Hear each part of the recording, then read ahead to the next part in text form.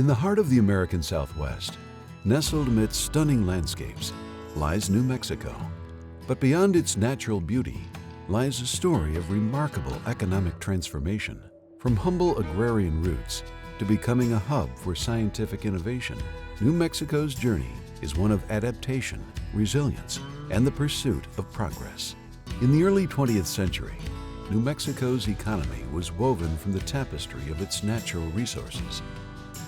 Farming, cattle ranching, and mining were the primary ways of life. I recall from my grandparents that it was much a ranching community, and that was where I grew up. But since then, the economy has evolved. But in 1943, everything changed.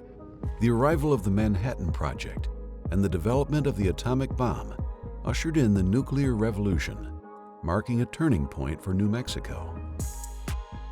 Under the leadership of J. Robert Oppenheimer, Los Alamos National Laboratory was established, bringing a wave of scientists, engineers, and military personnel to the state. The potential of this remote desert landscape was immense.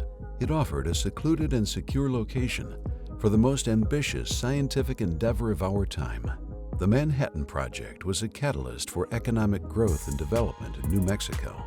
It created thousands of jobs and attracted new industries to the state. While these changes unfolded, New Mexicans faced challenges within the agricultural sector. Overgrazing and erosion had taken a toll on the land, forcing many to seek alternative sources of income. These well-paying jobs close to home offered a promising solution.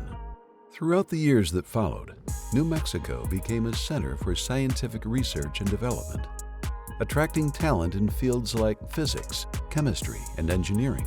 New housing, retail services, and healthcare facilities boomed, all thanks to the influx of government personnel and contractors. Historically, our economy was based on the federal government, and that's because after the Depression, the science laboratories, Los Alamos and Sandia, were located in New Mexico. But the last 40 years has been oil and gas, and that's because of the 3 counties in southeastern New Mexico. Our biggest challenge has been to diversify our private sector economy. In the 1930s, Robert Goddard, a pioneer in rocketry, sought a remote location to conduct his experiments without interference. He eventually settled in Roswell, New Mexico, where he launched 56 rockets from a nearby ranch. His work paved the way for future advancements in space exploration. The Cold War intensified, and New Mexico found itself at the forefront of the space race. The state's arid climate and unique geological features made it an ideal location for astronaut training and rocket testing. In the 1960s, the Apollo astronauts prepared for their historic mission in the rugged terrain of New Mexico. Albuquerque, in particular, became the hub for this technological revolution. While other cities remained focused on agriculture and mining, Albuquerque saw a surge in population and economic growth. By mid-1948, the population of the city of Albuquerque had increased by 2/3. Employment had more than doubled, and other measures of growth had tripled and quadrupled. During these mid-century decades, the state's economy was driven largely by government contracts. This dependence made the city and the greater region vulnerable to fluctuations in federal spending and priorities. Recognizing the need to diversify beyond government spending, pioneering economic developers embarked on a mission to attract new businesses to the region. In 1960, Albuquerque was heavily dependent on Kirtland Air Force Base, and that year the base's employment shrank. Real estate developer and investor Gene Hinkle thought the city needed to diversify and rounded up a handful of like-minded people to form Albuquerque Industrial Development Service to recruit new industry. Albuquerque Industrial Development Service, which was later named Albuquerque Economic Development, and is now known as Albuquerque Regional Economic Alliance, led the charge. It proactively advertised New Mexico's low manufacturing wage and incentive tools, such as industrial revenue bonds, to entice out-of-state companies. Governor Bruce King, who served 2 non-consecutive terms, from 1971 to 1975, and from 1979 to 1983, was highly engaged in these efforts, which paid off, leading to a surge in new business announcements in Albuquerque and across New Mexico. During the 1960s and 70s, companies attracted to the area included Spartan, Southwest, Boeing Aerospace Division, EG&G, Levi Strauss, and General Electric. During the 1970s, Albuquerque emerged as a hotbed for the electronics industry. Computers and software, the industry that would later be called information technology, began to take shape. Along with corporate giants Singer and Digital, startups made their mark. Albuquerque was the birthplace of the first personal computer. H. Edward Roberts, a former Air Force engineer, made the first practical, affordable home computer, the Altair. His Albuquerque company dominated the new industry. In 1975, he hired two young men to write software, Paul Allen and Bill Gates, who started Microsoft in Albuquerque. By the end of 1978, Microsoft's sales topped more than $1 million. Expansion outlook was arriving rapidly.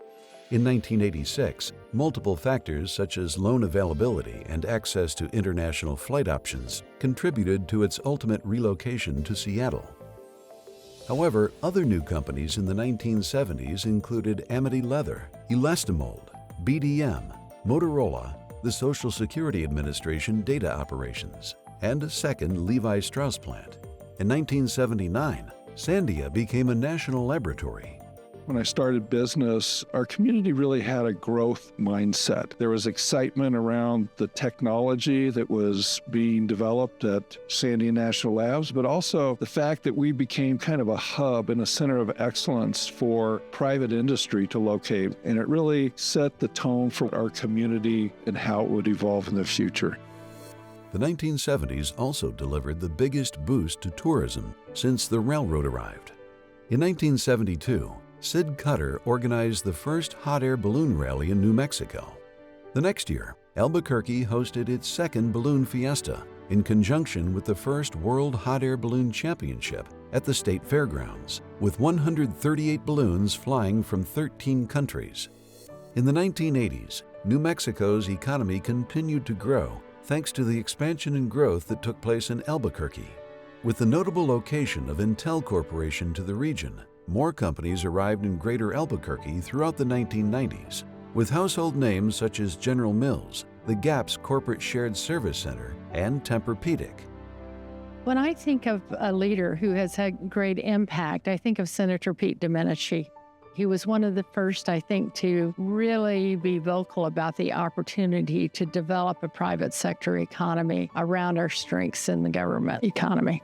I think today we target industries. We're far more strategic. There's a lot of collaboration, not only between business, government, but also educational leaders. So I think we have a far more strong pipeline than we used to. Thanks to efforts in developing industrial parks, an aggressive job training program, and the use of business expansion and retention tools and incentives, Greater Albuquerque has significant industry assets and a promising future as a central hub for aerospace and defense, bioscience, renewable energy, film, and outdoor recreation. As somebody born and raised in Albuquerque, I'm consistently impressed with the ambition that I see from young professionals across the city. I think we need to continue investing in things like downtown revitalization, like development projects that encourage people not to only work here, but to live and to raise their families here. I think the most critical thing for us to invest in today is the art of the entrepreneur or the solopreneur. We have so much richness in individual people's dreams that if we don't take time today to harness the power of an individual's side hustle or dream job, then we will miss the opportunity to leverage that against the big names and big industry that could come in and help support our foundation. In the last 10 years, New Mexico has successfully courted Hollywood, becoming one of the top filming destinations in the country by offering filmmakers a 25% refund of all in-state production costs and interest-free loans of up to $15 million. More than 150 film and television projects have taken advantage of incentives since they were introduced in 2002. Concurrently, other major firms such as Fidelity and Kairos Power have set up shop and continued to expand in the region.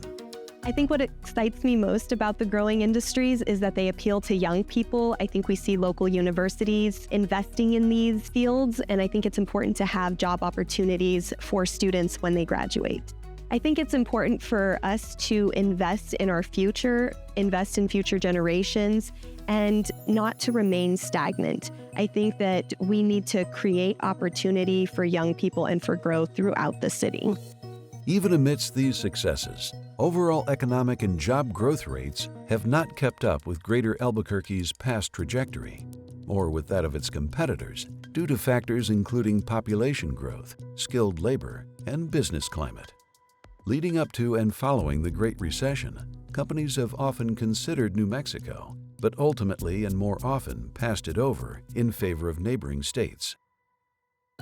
However, that does not need to continue and cannot be seen as acceptable for the future of this innovative, creative, and enchanting state. As someone that started multiple businesses here in Albuquerque and even sold a couple of them, I want to be known as the place that finds gaps in the marketplace and fills them.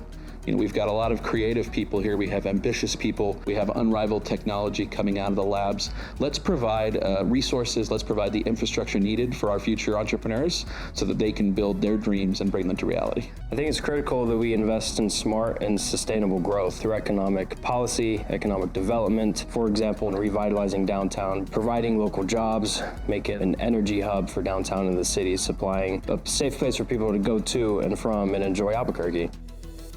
We can all agree that a lack of shovel-ready sites suitable for attracting new business investment, a negatively perceived business environment, and overall quality of life needs must be addressed to change our trajectory.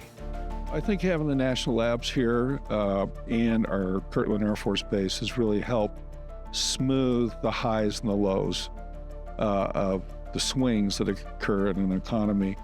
The issues, I think, is we have not been able to necessarily take full advantage of that and diversify our economy, particularly in Albuquerque as we evolve into the next generation of technology, quantum computing, aerospace. The assets and the resources that exist at Kirtland Air Force Base, Air Force Research Lab, Sandia National Labs, and Los Alamos are going to be huge moving forward.